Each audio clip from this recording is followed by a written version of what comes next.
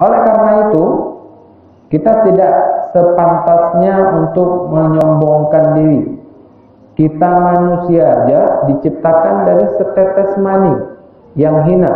Kalau di dalam ayat yang lain dikatakan, "Falyanzur insanu ma khuliq, khuliqa min ma'id dafiq." Lihatlah, manusia itu diciptakan dari apa? Yaitu dari air yang terpancar. Air yang terpancar. Dan di ayat lain dikatakan bahwa alam nakhluqukum min ma'in mahin. Tidakkah kamu lihat bahwasanya kami itu menciptakan kalian itu dari setetes air yang hina?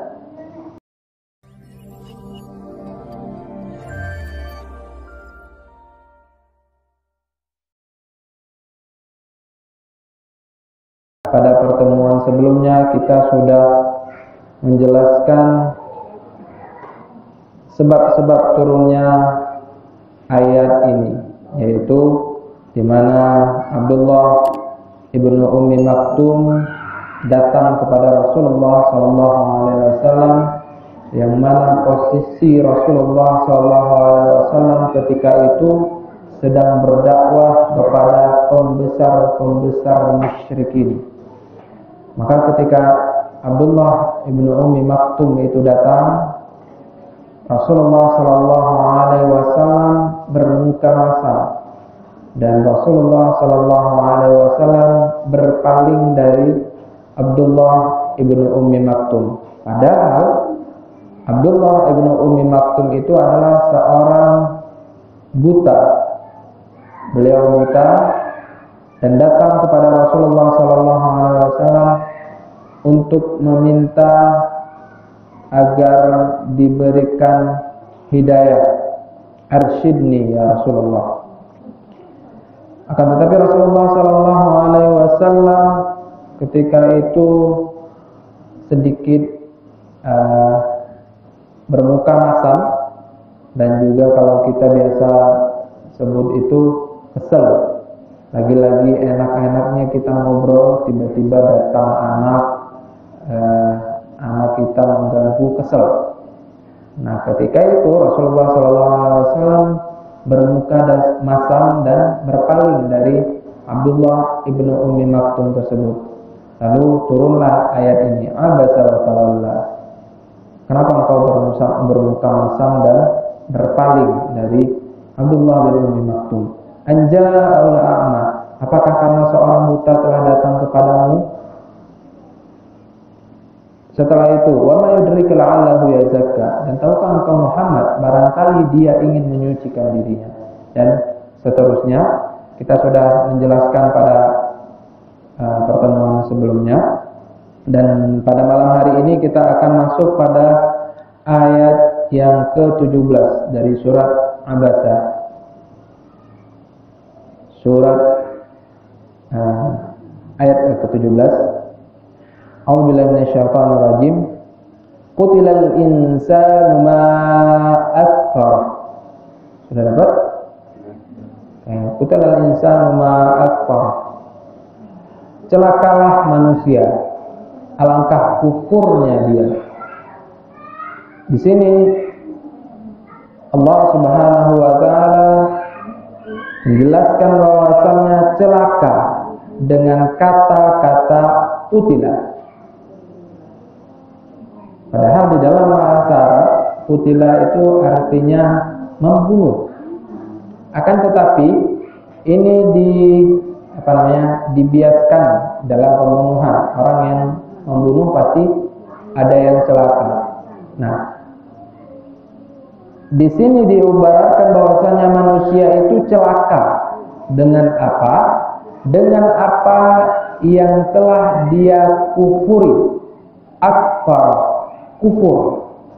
Makanya kafir itu, kafir diambil dari kata kafar, yaitu kufur. Kufur juga. Kufur terhadap apa?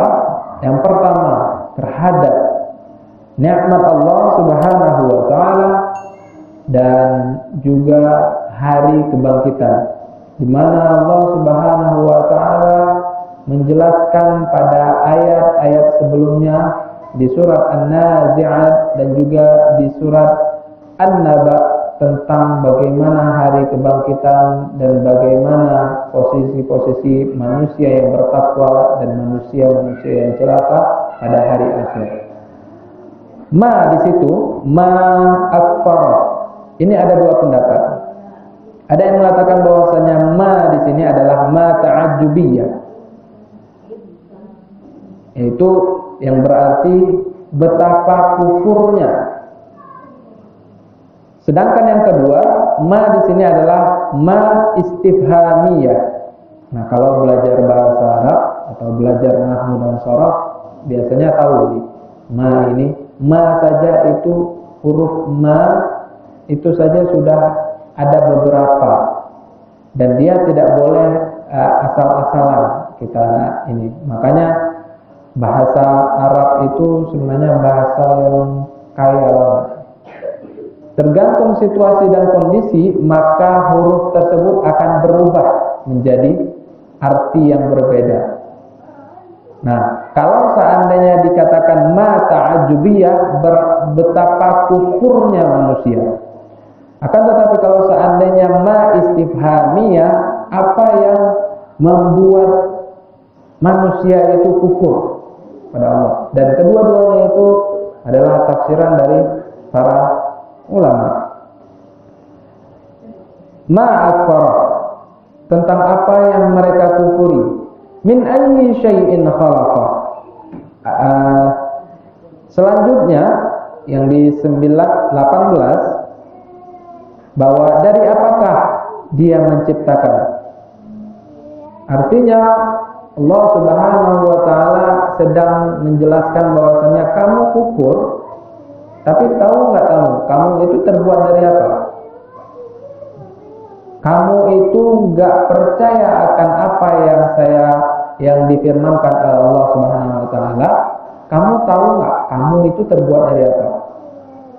Lalu ayat setelahnya, min nutfatin khalaqahu faqaddar. Ayat 19. Dari setetes mani dia menciptakannya lalu menentukan takdirnya.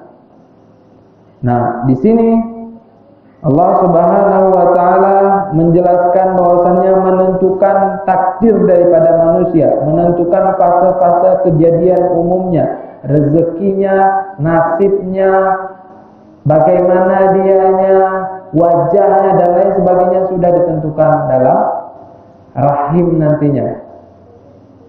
Oleh karena itu, kita tidak sepantasnya untuk menyombongkan diri. Kita manusia aja diciptakan dari setetes mani yang hina. Kalau di dalam ayat yang lain dikatakan, "Falyanzur insanu ma khuliqa min ma'id dafiq." Lihatlah, manusia itu diciptakan dari apa? Yaitu dari air yang terpancar. Air yang terpancar. Dan di ayat lain dikatakan bahwa alam nakhluqukum min ma'in mahin. Tidakkah kamu lihat bahwasanya kami itu menciptakan kalian itu dari setetes air yang hina? Air yang hina. Diciptakan manusia itu dari setetes air yang hina. Lalu kita sebagai manusia menyombongkan diri seakan-akan kita bisa menciptakan diri kita sendiri. Padahal kita adalah ciptaan daripada Yang Maha Kuasa. Maka sifat-sifat kesombongan itu sebenarnya tidak layak disematkan kepada seorang muslim. Bila dia seorang muslim, maka selayaknya lah dia menjadi seorang yang tentu beriman kepada Allah dengan penuh rasa yang paling dalam dari hatinya. Lalu dia meyakini bahwasannya Allah Subhanahu wa taala lebih besar, merendahkan dirinya karena dia bukan sesuatu, dia hanyalah seorang manusia yang diciptakan Allah Subhanahu wa taala dari setetes mani atau setetes air yang sangat hina. Ma'asyiral muslimin, jemaah salat maghrib menjelang isya yang dirahmati Allah Subhanahu wa taala. Ayat selanjutnya, ayat ke-20. Tsummas sabila yassar. Kemudian jalannya dimudahkan. Setelah orang-orang kafir mendengar adanya hari kebangkitan setelah mati, mereka merasa heran dan mengejek, sebab menurut keyakinan mereka tidak ada hari kebangkitan. Itulah sebabnya mereka bertanya, seperti halnya pada tafsir surat An-Naba sebelumnya, mereka bertanya-tanya amma yatasaalun 'anil naba'il 'azim, seakan-akan mereka itu mengolok-olok, mana mungkin kalau udah mati itu dibangkitkan lagi. Coba kamu sekarang kamu bunuh itu hewan ternakmu, mungkin enggak dia bangkit lagi. Ngolok-ngolok seperti halnya mereka itu tidak percaya akan adanya hari kebangkitan. Namun Allah Subhanahu wa taala menjelaskan, kalla, pasti, itu pasti kalian itu akan dibangkitkan nantinya. Nah, tsummas sabila yassara, dan pada ayat ke-20 ini kemudian jalannya dia mudahkan. Sudah Allah Subhanahu wa taala menjadikan kalian dari setetes air hina, yaitu air mani. Setelah itu Allah juga yang mudahkan. Allah juga yang mudahkan untuk lahirnya. Ada orang tiba-tiba setelah kontraksi langsung lahir. Memang berat, ada yang kesakitan sampai berjam-jam, bahkan sampai berhari-hari. Tapi ingatkah kita bahwasannya semuanya itu Allah Subhanahu wa taala mudahkan. Semuanya Allah mudahkan. Bahkan ada orang yang sakit, benar-benar sakit, ketika itu seakan-akan dia berpikir bahwa Allah Subhanahu wa taala tidak mudahkan. Padahal Allah Subhanahu wa taala lagi memberikan pahala-pahala untuk mereka yang melahirkan. Sebesar mana kesakitan itu, maka sebesar itu pula pahala yang akan didapatkan oleh orang yang melahirkan itu. Makanya ketika orang yang melahirkan itu meninggal, atau mereka ketika melahirkan itu meninggal, ada kejadian seperti itu, maka mereka dianggap juga syahid, syuhada. Mereka telah berjuang untuk melahirkan seorang keturunan mereka, dan mereka rela untuk nyawa mereka sebagai taruhannya. Allah Subhanahu wa taala memberikan ganjaran yang setimpal juga bagi mereka. Maka semuanya itu Allah mudahkan, Allah mudahkan. Dan kebanyakan orang hanya menunggu ketika lahiran, mereka menunggu, apalagi yang suaminya atau dari pihak suami, mereka menunggu, istilahnya itu ya udah sebentar lagi kan akhir, nunggu. Seandainya mereka meminta atau mereka mengangkat tangan seraya berdoa kepada Allah, ya Allah mudahkan, mudahkan, mudahkan. Atau kalau seandainya mereka tidak bisa mengangkatkan tangan, dalam hati mereka mengatakan bahwasanya ya Allah permudahkan, ya Allah permudahkan, ya Allah permudahkan.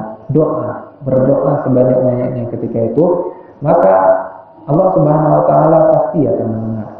Karena Allah Subhanahu wa taala juga telah mengatakan dalam surat ini, ayat yang ke-20 tadi, Allah yang akan memudahkan itu. Maka tinggal bagaimana kitanya saja yang sebagai seorang suami atau laki-laki atau mahram daripada istri untuk berdoa sebanyak-banyaknya agar lebih dimudahkan oleh Allah Subhanahu wa taala. Dan insyaallah Allah akan mudahkan. Di dalam ayat ini, yaitu ayat ke-20 ini, Allah Subhanahu wa taala memakai kata tsumma.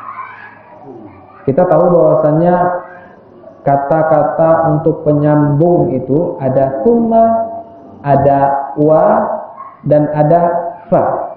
Masing-masing kata itu punya pekerjaan masing-masing. Kalau wa itu mereka tuh wa sabila yasar, wa sabila yasar. Seakan-akan ada sebuah kata, sebuah pekerjaan yang digabungkan. Anta ta'mal wa tadhhab wa taruh, itu semuanya kamu bekerja, kamu belajar, lalu kamu pulang. Wa di situ dipakai untuk menggabungkan. Dan tsumma itu artinya lalu. Artinya dalam tsumma itu punya jeda. Pertama Allah Subhanahu wa taala menciptakan kamu itu dari setitik air yang hina. Tsumma, lalu ada jeda. Jedanya apa? Allah melahirkan. Nah, ketika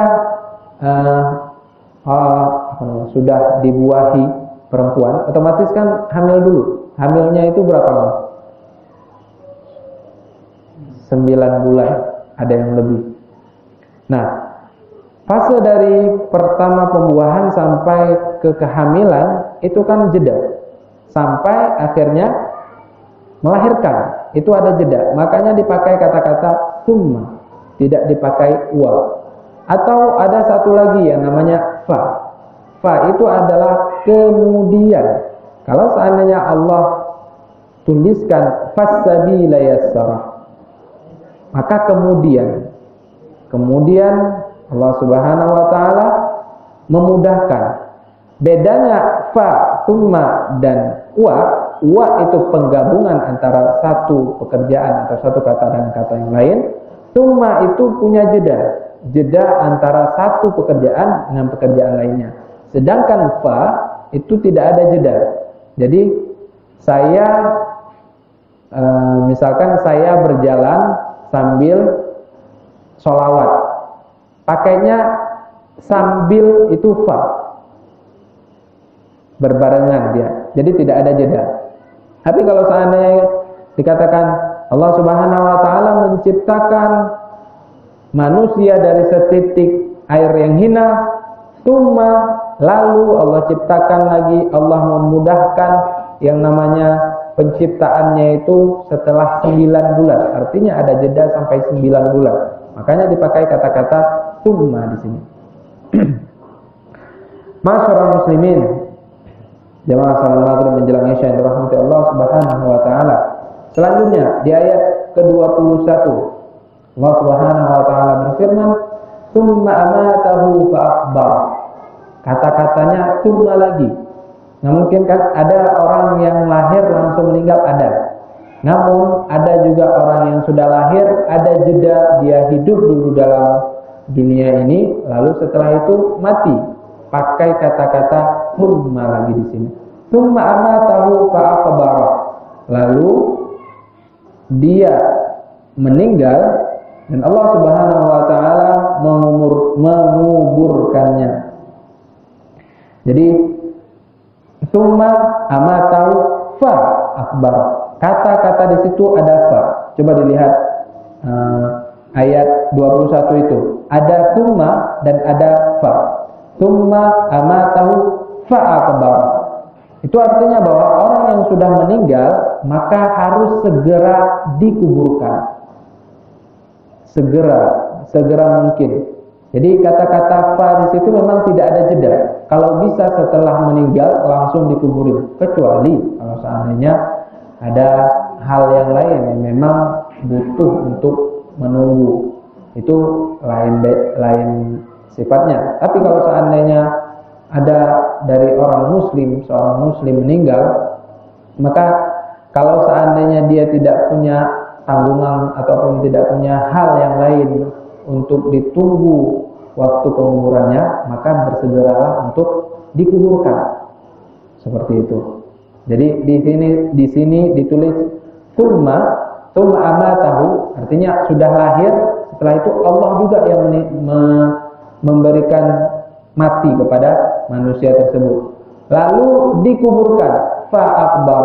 Maka fa di sini tidak ada jeda, langsung. Kalau bisa sudah meninggal langsung dimandikan, disolatkan dan lain sebagainya, setelah itu langsung dikuburkan. Seperti itu. Nah, sekarang sedikit renungan. Ketika hal kita tidur malam, pernah nggak terbesit Mungkin setelah saya tidur ini saya tidak bangun lagi. Atau waktu bangun, pernah nggak berpikir, ya Allah, alhamdulillah saya masih hidup.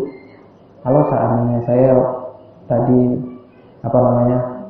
ditarik nyawanya, maka saya sudah nggak ada lagi. Karena sesungguhnya kita tidur itu adalah mati, dimana arwah kita itu juga ditangguhkan istilahnya.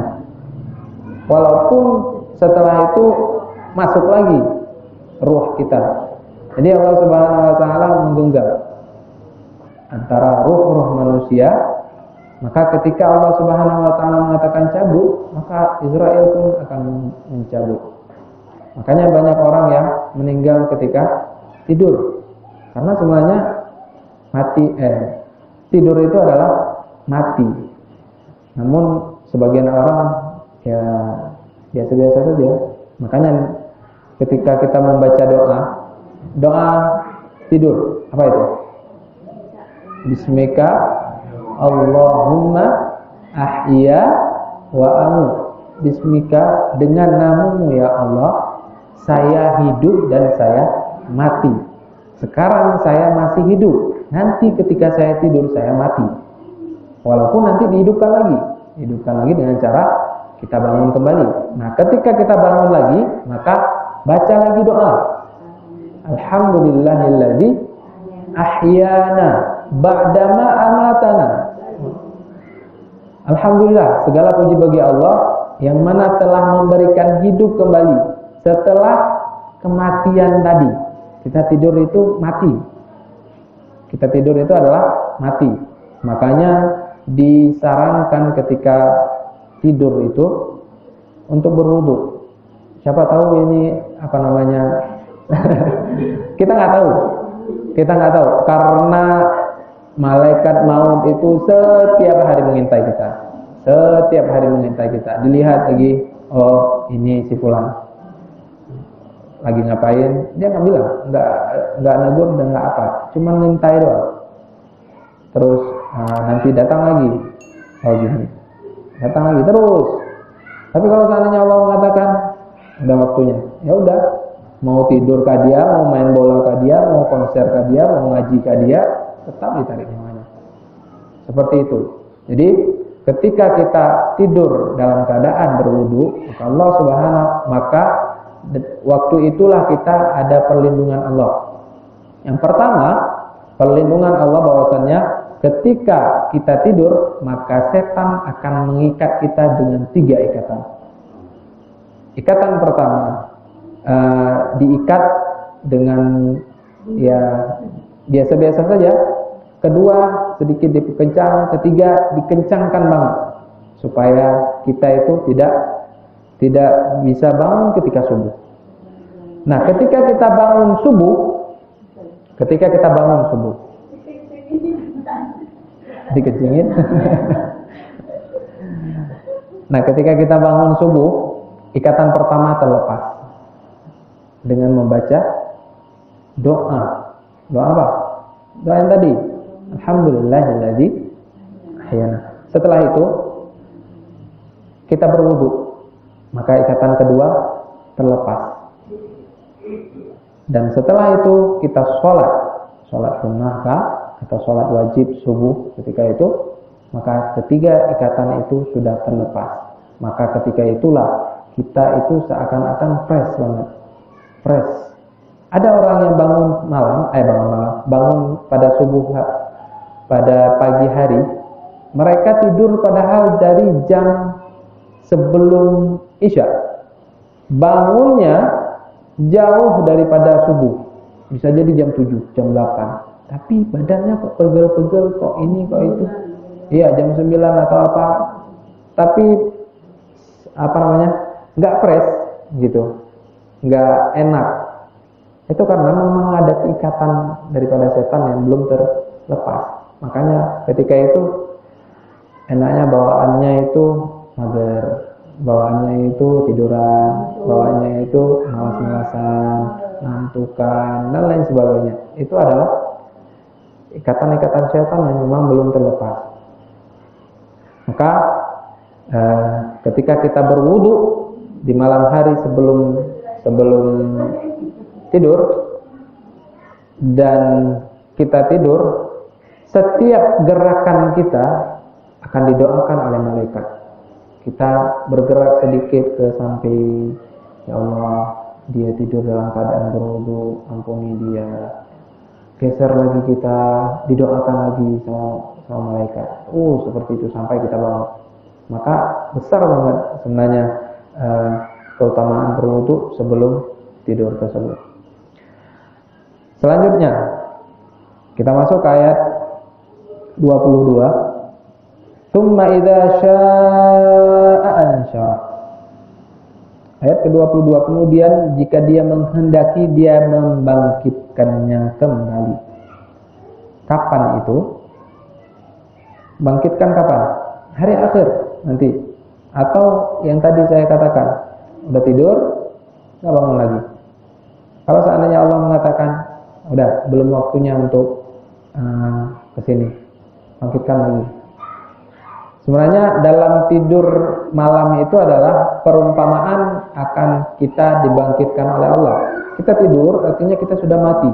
Setelah itu Allah Subhanahu wa taala membangkitkan kembali. Dengan apa? Dengan bangun lagi. Seperti itu. Itu saja sudah menjadi hikmah bagi kita bahwasannya manusia itu memang akan dibangkitkan kembali.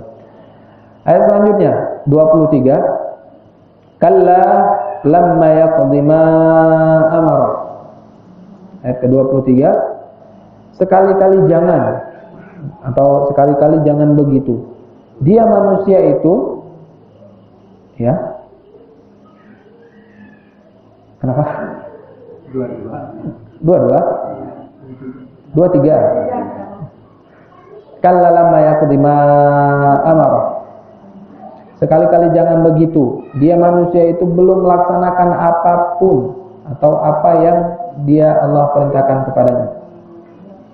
Jadi sesungguhnya kita manusia ini tidak bisa melakukan semua apa yang diperintahkan oleh Allah Subhanahu wa taala. Semua yang kita lakukan itu belum tertunaikan sepenuhnya.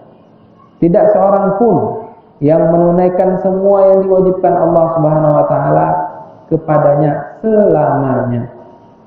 Maka Rasulullah SAW juga ketika Allah Subhanahu wa taala menegur dalam ayat ini, artinya Rasulullah SAW tidak melaksanakan kewajibannya sebagai seorang rasul dan langsung ditegur. Itu kehebatan daripada menjadi seorang rasul. Mereka maksum, terbebas daripada kesalahan atau dosa. Begitu mereka melakukan dosa, Allah Subhanahu wa taala langsung memberikan teguran. Kita terkadang buat amal, tapi terkadang kita langsung berbangga diri, seakan-akan tidak ada orang yang bisa berbuat amal seperti itu, seperti halnya yang kita lakukan. Sombong, besar hati, angkuh, bangga diri, dan lain sebagainya. Itu adalah sifat manusia. Namun kita tahu bahwasannya kalau seandainya kita sombong, maka otomatis kita seperti si iblis. Yang mana iblis mengatakan ana khairun minhu. Allah Subhanahu wa taala menyuruh sujud kepada Nabi Adam, iblis mengatakan, "Ngapain saya sujud kepada Adam? Saya itu lebih baik daripada si Adam." Apa lebih baiknya? Saya itu diciptakan engkau dari api, sedangkan ini Adam ini diciptakan dari tanah. Padahal dia mengetahui bahwasannya tanah itu bisa memadamkan api. Maka Allah Subhanahu wa taala memberikan laknatnya, diturunkan atau dikeluarkan dari surganya, lalu diturunkan juga ke bumi barengan dengan Adam ketika Adam melakukan kesalahan juga. Maka jangan bersombong diri. Ketika kita melakukan sesuatu, maka kalau bisa jangan berbesar hati. Jangan ngomong sana ngomong sini, dan jangan berbangga diri, karena semuanya hanyalah sedikit daripada kewajiban Allah yang baru kita tunaikan. Misalkan kita punya kekayaan, kita bisa sedekah sampai 1 miliar yang orang itu tidak bisa. Nah, ketika itu kita berbangga, oh saya aja bisa, saya itu sedekah 1 miliar kepada warga kampung Bulak Saga. Untuk apa? Untuk buat jalan semuanya misalkan, atau untuk memakmurkan warganya, diberikan setiap kepala keluarga itu 1 juta. Jadi berapa keluarga itu saya tanggung semuanya. Seperti itu. Nah, itu bangga diri nggak boleh. Walaupun dia bisa, tapi tahukah dia bahwasanya harta itu adalah apa yang diberikan Allah Subhanahu wa taala kepada dia? Kalau seandainya Allah Subhanahu wa taala mencabut, tinggal Allah katakan kun, maka terjadilah fayakun. Maka nggak boleh sombong. Walaupun sedikit atau sebanyak apapun pekerjaan yang sudah kita lakukan, nggak boleh sombong. Karena sebenarnya apa yang kita lakukan itu adalah hanya secuil daripada kewajiban kita yang sudah kita tunaikan kepada Allah Subhanahu wa taala. Ayat selanjutnya, falyanzurul insanu ila ta'ami. Ayat ke-24. Maka hendaklah manusia itu memperhatikan makanannya, yaitu apa yang dimakannya. Lihat apa yang kau makan, apakah itu dari barang halal atau dari barang yang haram. Ini juga berarti bahwasannya manusia itu punya pikiran, maka dia bisa menimbang antara baik dan buruk. Maka lihatlah kebaikan itu. Kalau seandainya dia kebaikan, maka makanlah. Tapi kalau seandainya keburukan, maka tinggalkanlah. Karena seperti saya bilang di pertemuan sebelumnya, orang sekarang itu pada mikir bagaimana cara bertahan hidup saja susah, dapat uang haram aja susah, apalagi halal. Salah. Karena sesungguhnya rezeki itu adalah dari Allah. Kalau seandainya kita bertawakal kepada Allah seperti tawakalnya burung, maka tidak ada lagi orang-orang yang mengeluh bahwasannya saya itu tidak punya apa-apa. Padahal nikmatnya yang Allah berikan kepada dia dan kepada manusia itu sangatlah banyak. Ini juga berarti bahwasannya lihat apa yang kamu makan sebelum dan sesudah. Sebelum kamu makan, dari apa dia? Kita misalkan perumpamaan buah apel. Buah apel itu dari mana? Dari sebuah pohon. Pohon itu dari mana? Pohon itu dari sebuah bibit. Bibit itu dari mana? Bibit itu ditanam di tanah. Tanah itu dari mana? Semuanya itu sebenarnya harus kita tafakuri dan kita lihat dengan mata batin kita. Jangan hanya mengambil apa yang sudah jadi saja. Terkadang kita mikir, oh buah apel enak, kenapa enak? Udah gitu aja. Tapi kita nggak berpikir bahwasanya apel ini terbuat dari apa? Kok bisa? Kok sampai merah kayak gini? Kok ada warna hijau? Kok ada warna merah? Kok bisa seperti ini? Kok bisa seperti itu? Sebenarnya kita harus berpikir, karena Allah Subhanahu wa taala memberikan sebuah pikiran kepada kita supaya kita bisa lebih beriman kepadanya. Dengan adanya pemikiran yang seperti itu, bahwa semuanya itu adalah Allah yang berikan, dan Allah Subhanahu wa taala memberikan itu dengan cara yang kita kadang tidak tahu, maka akan bertambahlah keimanan kita. Terkadang kita ya udah makan seperti makan biasa, minum itu seperti minum biasa, sesudah itu ya jadi yang kuning-kuning juga, sama aja. Kita tidak berpikir bahwasannya semuanya itu Allah berikan. Kalau seandainya misalkan sesudah kita makan yang Allah berikan tadi, tapi nggak keluar lagi dari perut kita, menjadi penyakit juga. Kotoran yang ada di dalam perut kita itu tidak keluar. Apa yang terjadi pada kita? Apa yang terjadi pada tubuh kita? Otomatis dia akan sakit. Dia akan dikeluarkan dengan cara paksa. Apakah itu dengan cara bedah atau dengan cara-cara yang lainnya. yang mungkin ilmu-ilmu kedokteran lebih tahu tentang itu. Maka sebenarnya kita harus lebih peka akan apa yang Allah berikan kepada kita itu sangat-sangatlah banyak. Ayat selanjutnya, anna sababnal ma'a sabba. Ayat ke-25, kamilah yang telah mencurahkan air yang melimpah. Ini berkaitan juga dengan ayat sebelumnya. Falyanzuril insanu mimma khuliq. Tidaklah kamu melihat wahai manusia, falyanzuril insanu ila ta'ami. Apakah kamu tidak melihat dari apa yang makanan kamu itu, atau dari apa yang kamu makan? Anna sababnal ma'a sabba. Kamilah yang telah mencurahkan air yang melimpah. Setelah itu jadilah makanan untuk kalian. Tsumma syaqaqnal arda syaqqa. Dan kemudian kami belah bumi dengan sebaik-baiknya. Gimana belah bumi? Contoh misalkan kita nanam pohon, atau nanam bibit oyong misalkan. Otomatis tanah itu kan kita belah dulu. Kita bacul, kita masukkan. Kalau seandainya tanah itu tidak terbelah, maka apa yang akan terjadi dengan bibit kita? Apakah dia akan tumbuh? Atau memang dia itu akan mati sendiri? Otomatis bibit yang sudah kita persiapkan untuk kita tanam itu tidak akan terjadi yang namanya buah atau yang kita inginkan.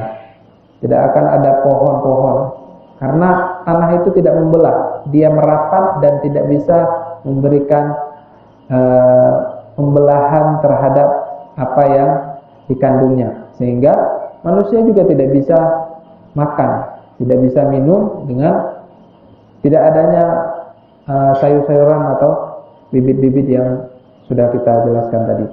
Fa'ambatna fiha habba. Ayat ke-27. Lalu di sana kami tumbuhkan biji-bijian. Fiha habba wa 'inaba wa qadba. Dan anggur atau buah-buahan, wa qadba, dan sayur-sayuran. Wa zaitun wa nahla. Ayat ke-29. Dan zaitun dan pohon kurma. Jadi semuanya itu karena apa? Karena bumi itu masih diberikan oleh Allah Subhanahu wa taala, bisa dibelah untuk ditanam bibit-bibit yang tersebut. Maka oleh karena itu Allah Subhanahu wa taala memberikan buah-buah dan sayur-sayur itu untuk manusia. Sedangkan kita manusia atau muslim tidak pernah mentafakuri atau mentadaruburi akan semua kenikmatan Allah Subhanahu wa taala yang diberikan. Wa hadaiqa ghulba. Ayat ke-30. Dan kebun-kebun yang rindang. Hadaik di sini artinya kebun-kebun. Wa fakihatan wa abba. Ayat ke-31. Dan buah-buahan serta rerumputan. Semuanya itu mata'al lakum wa li'an'amikum. Semuanya yang sudah dijelaskan di ayat sebelumnya adalah agar kamu tidak lupa dan tidak kufur. Karena apa? Ayat ke-32 ini menjelaskan bahwa semuanya itu untuk kesenanganmu, untuk kamu, dan untuk hewan-hewan ternakmu. Supaya apa? Supaya kamu itu tidak kufur, tidak lupa akan apa yang saya berikan, yang Allah berikan kepada kita manusia. Manusia biasanya saking seringnya Allah berikan nikmat, maka seakan-akan itu adalah kewajiban Allah kepada kita memberikan sebuah nikmat. Padahal itu adalah karunia Allah Subhanahu wa taala yang Allah berikan kepada kita. Kita tidak boleh lupa. Nah, ketika kita lupa akan diberikan nikmat tersebut, maka akan Allah tarik. Sekali-kali akan Allah tarik biar kamu tahu bahwasanya itu adalah sebuah nikmat. Contoh misalkan kita lagi sehat, bisa melakukan kegiatan, bisa pergi ke sana kemari dan lain sebagainya. Kita nggak tahu bahwa sehat itu adalah sebuah kenikmatan. karena keseringan Allah berikan kita sehat, maka kita lupa bahwasanya sehat itu adalah nikmat. Suatu ketika Allah Subhanahu wa taala memberikan sakit kepada kita, teguran bahwasanya sehat itu adalah nikmat. Ketika sakit itu enggak enak, enggak ada yang enak ketika sakit. Maka teguran bahwasanya nikmat sehat itu adalah sebuah nikmat yang memang harus kamu syukuri. Kapan kamu tahu? Ketika sakit. Maka semua nikmat Allah yang Allah berikan kepada kita itu dengan cuma-cuma, kita sebagai hambanya itu sebenarnya harus lebih bersyukur, harus lebih peka, harus lebih bertakwa. Allah Subhanahu wa taala sudah memberikan kita sebegini banyak nikmat. Kenapa kita harus mengapur kepadanya? Kadang kita berpikir Allah itu tega banget. Kok nggak dikasih saya kaya sekali-kali? Kok nggak dikasih saya itu ada mobil, ada motor besar, ada tanah banyak? Kenapa Allah nggak kasih? Kenapa saya harus bersusah payah untuk mencari uang itu? Padahal banyak orang yang bisa punya kekayaan dan dia itu bukan orang-orang Islam, atau dia itu tidak sebesar iman saya. Kadang kita pikir seperti itu. Padahal kita nggak tahu bahwasannya kita sehat aja sebuah kenikmatan. Nah, Allah tidak memberikan kenikmatan yang lainnya itu mungkin Allah Subhanahu wa taala takut kalau seandainya kita itu diberikan nikmat itu kita nggak sanggup. Maka Allah Subhanahu wa taala tidak memberikan. Contoh misalkan kalau seandainya kita diberikan nikmat kekayaan yang berlimpah, bisa jadi kita nggak seperti halnya sekarang, nggak mau pergi ke pengajian, nggak mau bersedekah, nggak mau kita dekat-dekat sama orang-orang yang memang satu circle, satu kumpulan yang baik, nggak mau. Kita itu maunya jauh-jauhan. Kalau seandainya diberikan nikmat kekayaan, makanya Allah Subhanahu wa taala tidak memberikan itu. Jadi kita harus husnuzon juga. Atau Allah Subhanahu wa taala tidak memberikan nikmat tersebut karena mungkin Allah tangguhkan. Allah berikan nikmat itu nanti, hari akhir nanti. Udah, kamu di dunia capek-capek aja. Nanti di akhirat aja saya kasih. Sekalian saya kasihnya kekal nanti, abadi. Jadi nggak perlu mikir-mikir seperti halnya sekarang itu kaya, setelah itu gimana caranya berfoya-foya dan lain sebagainya, nggak perlu. Karena di dunia ini hanya sebentar.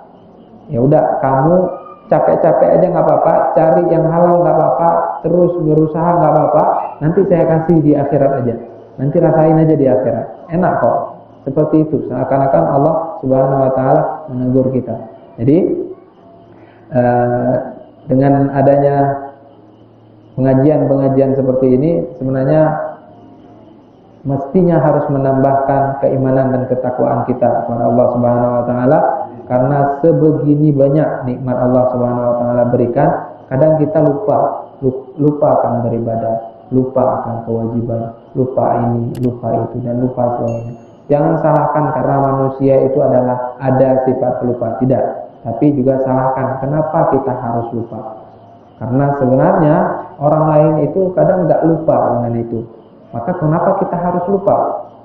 Ketika kita lupa, maka Allah Subhanahu wa taala juga berpikir berarti orang manusia ini atau hamba ini sering lupa. Makanya Allah Subhanahu wa taala juga menunda, apakah menunda kesuksesan atau menunda diberikannya kenikmatan yang lain atau lain sebagainya. Husnuzon kepada Allah Subhanahu wa taala itu juga penting. Ini saja mungkin kita sampai pada ayat ke-32 dari surat Abasa. Mudah-mudahan bermanfaat. Ada yang mau ditanyakan? Mungkin ada sedikit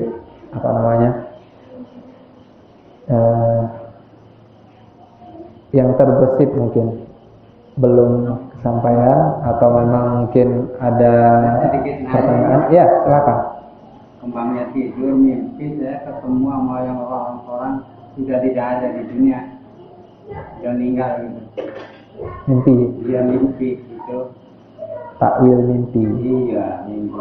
Mimpi itu gimana ya? Kalau istilah dulu itu bunga-bunga mimpi itu punya terkadang dia punya arti, terkadang dia juga tidak punya arti. Karena sebenarnya kita di dalam alam bawah sadar, misalkan kita itu suka banget dengan seorang pemimpin kita itu, kita rindu banget pengen ketemu sama dia. Tiap hari ke bawah, ya Allah, kalau seandainya saya ketemu sama dia, saya cium tangannya, saya peluk dia. Seperti itu terus. Tidak sadar, alam bawah sadar kita itu merekam sehingga ketika kita tidur keluar itu rekaman. Seperti itu. Ada yang seperti itu. Ada juga yang memang mimpi itu ada takwilnya, ada artinya. Dan itu juga mungkin hanya sedikit orang-orang yang bisa mentakwilkan mimpinya itu bukan orang-orang yang biasa, orang luar biasa. Bahkan ketika Nabi Yusuf mentakwilkan mimpi seorang raja itu, dicari seluruh Mesir, tidak ada yang bisa menakwilkan mimpi raja. Padahal ada seorang yang bisa memberikan arti daripada mimpi raja itu. Orangnya itu berada di dalam sel tahanan raja tersebut, Nabi Yusuf. Maka kalau masalah takwil mimpi itu saya juga belum bisa banyak berbicara, karena memang mungkin ya seperti saya katakan tadi, mungkin karena keseringan terbawa pikiran dan perasaan kita kepada yang itu, maka dia akan datang dalam mimpi kita. Artinya akan keluar rekamannya itu dalam mimpi kita. Atau ada hal yang lain, kita juga tidak tahu. Biasanya kalau ada hal yang lain itu adalah orang-orang yang memang bertakwa, benar-benar takwa.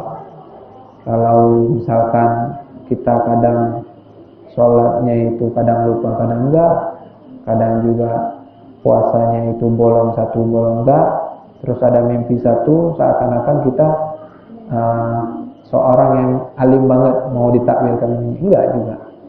Maka orang-orang yang punya mimpi yang bisa diartikan itu biasanya orang-orang yang betul-betul sholat, betul-betul ketakwaannya itu tinggi, itu baru bisa. Nah kalau kayak kita ini kadang pusing sedikit udah nggak pergi ke masjid kadang, atau memang ada sedikit hal udah kita tinggalkan kewajiban, itu bisa jadi mimpinya itu hanya bunga-bunga tidur, kembang tidur. Itu saja mungkin. Ada lagi? Ya, silakan. Orang hamil, Ya. melahirkan, meninggal, punya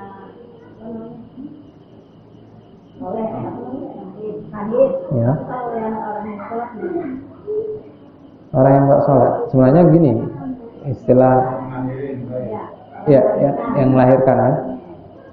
Mungkin itu ininya apa namanya? Bukan terhapus. Kita nggak tahu dosa dan apa namanya amalan dia. Tapi dengan cara dia mati itu saja kita tahu bahwasannya dia husnul khotimah atau su'ul khotimah. Jadi kalau seandainya husnul khotimah berarti dia mati dengan cara yang baik atau meninggal dengan cara yang baik, jangan mati. Meninggal dengan cara yang baik. Contoh misalkan kita lagi sholat, setelah itu ketika sujud nggak bangun-bangun lagi, meninggal.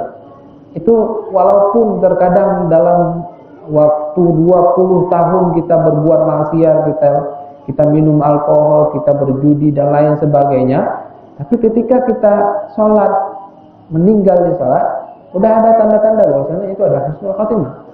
Sama seperti orang yang meninggal ketika melahirkan. Mungkin ketika itu kita nggak tahu apakah amalnya itu diterima atau tidak, atau dosanya itu sepenuhnya dosa atau enggak, kita nggak tahu, hanya Allah yang tahu. Kita lihat dari akhir daripada hidupnya dia, husnul khatimah atau su'ul khatimah. Kalau husnul khatimah kita kembalikan, mudah-mudahan dia ahli surga.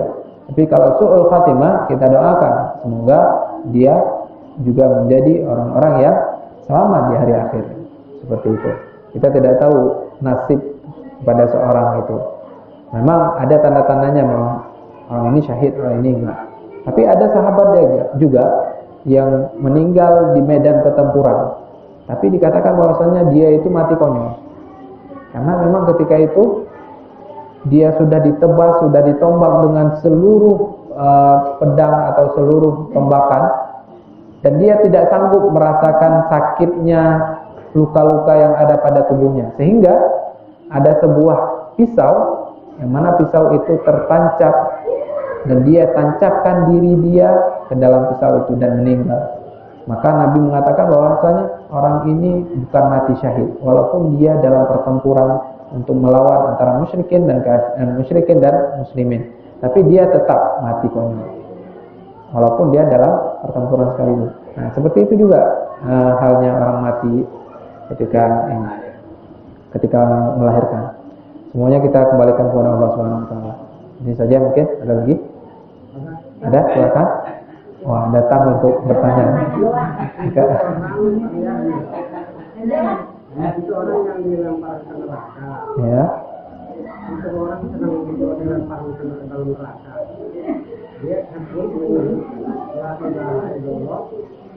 Itu tidak jadi. Apa betul sama itu? Maksudnya enggak? Menyebutkan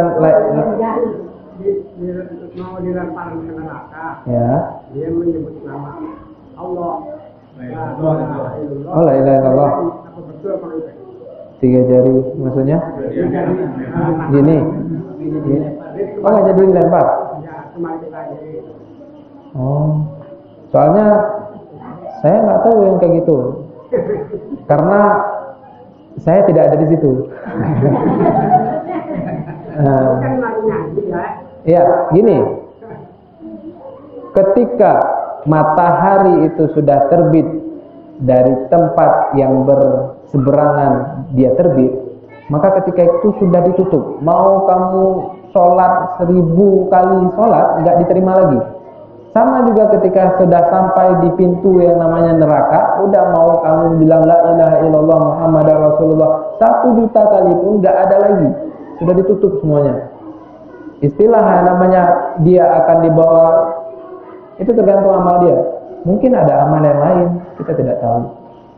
Nah, itu juga tidak bisa langsung serta-merta kamu bilang la ilaha illallah. Enggak, semua orang bilang la ilaha illallah ketika itu.